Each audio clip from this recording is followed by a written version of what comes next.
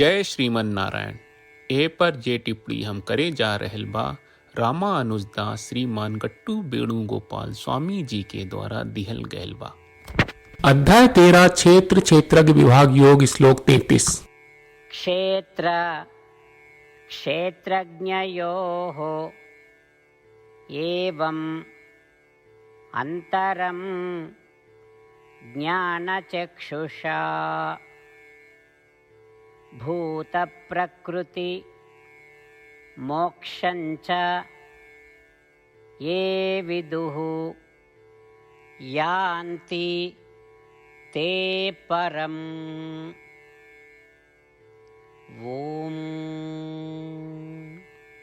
गीता 4 श्री कृष्ण परमात्मा अर्जुन समेत हमनी सबे के क्षेत्र क्षेत्र के विभाग योग सिखा रहल बानी। परमात्मा कहत बाड़न की अर्जुन आत्मा खाली शरीर से अलग न होला, बल्कि ओकर एगो महानता भी होला जौन पूरा शरीर के रोशन करेला। जैसे अकेले सूरज पूरा दुनिया के रोशन करेला, वैसे ही अकेले आत्मा वो पूरा शरीर के रोशन करेला जौना में वो निवास करेला। और जैसे चमकत सूरज वो दुनिया से अलग होला जौना के वो रोशन करेला, वैसे ही पूरा गोला अर्थात शरीर के रोशन करे वाली आत्मा शरीर से अलग होला।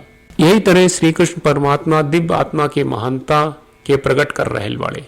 हमनी के अपना शरीर के रोशन करनी और ओकरा से अलग होके के बात मानत आई। हमनी के अपना अनूठा स्वभाव के लगातार याद रखे की कोशिश करी।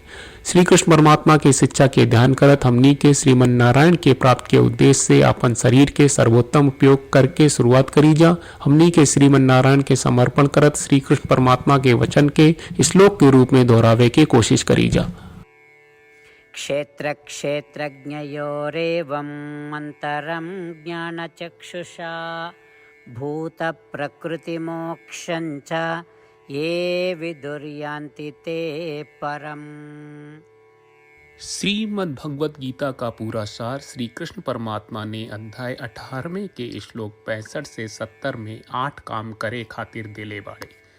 श्री कृष्ण कहले हम ओ लोगन से प्रेम करनी जो लोग इन 8 बातन के मान तारे। हम ओ भक्तन के हर तरह से रक्षा करब। श्री कृष्ण परमात्मा के द्वारा बोलल गईल संपूर्ण भगवत गीता सुनला के बाद अर्जुन कहले करिष्ये वचनम त्वा, जेके मतलब बा कृष्ण मैं उही करब जौन आप कही।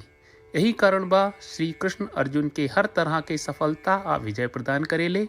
आई परमात्मा के आपन व्रत देई कि हमनी के ये 8 गौ कर्म के पालन करी जा। ई वचन परमात्मा के देवे से बड़न कौनो पूजा तपस्या यज्ञ नहीं। हम 8 प्रण कहब जौन हमनी के करे के चाहिए।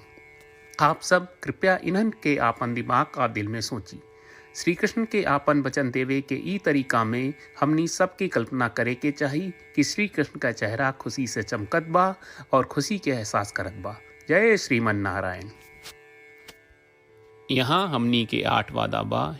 हमनी के पहला वादा, हे श्रीमन नारायण आपका निर्देश के मुताबिक हम हमेशा तोहार ध्यान करब और तोहार बारे में सोचब।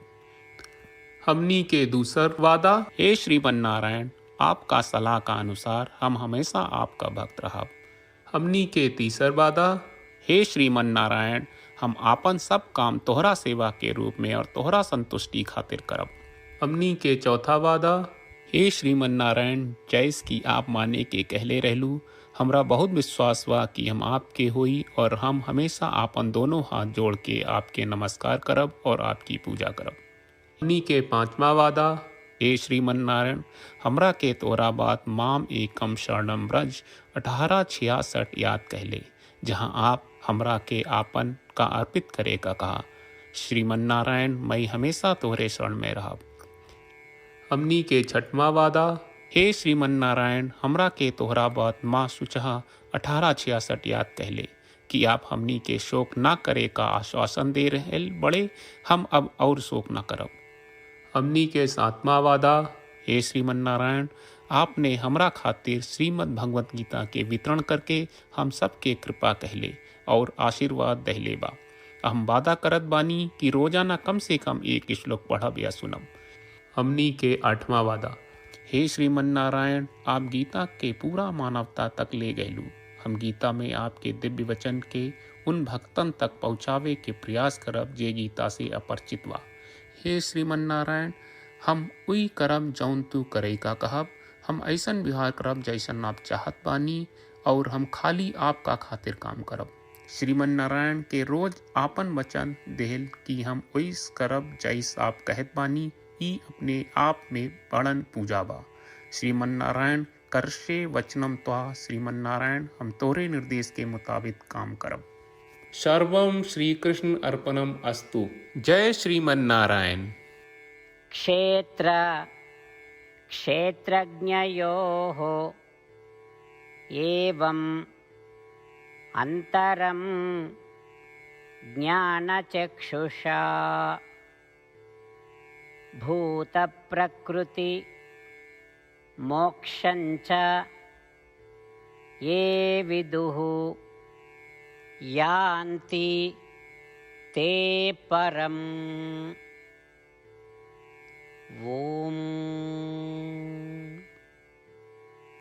क्षेत्रक्षेत्रज्ञयोरेवम् अन्तरं ज्ञानचक्षुषा भूतप्रकृतिमोक्षञ्च ये विदुर्यान्ति ते परम्। जय श्रीमन नारायण। सब भक्त लोगों से विशेष अनुरोध बा, जीवन में हर चीज में हमनी के तत्कालिक और प्रभावशाली परिणाम की अपेक्षा रहेला। एकरा खातिर आइए रोजाना 1 मिनट के समय निकालल जाए और नारायण आश्रम पढ़ल जाए। नारायण आश्रम प्राप्त करे खातिर नारायण आश्रम वेबसाइट पर जाई, जो www.narayanashram.org है, और पंजीकरण में आपन नाम और ईमेल दर्ज करी। आपके द्वारा प्रदान कईल गई ईमेल पर आपका एक नारायण आश्रम PDF प्राप्त हुई। PDF में एक रामायण श्लोक, एक गीता श्लोक और एक विष्णु नामम बा। ये तीनों के मिल के नारायण आश्रम कहल जाला। हर व्यक्ति के ये श्लोक के अलग अलग संयोजन मिलेला।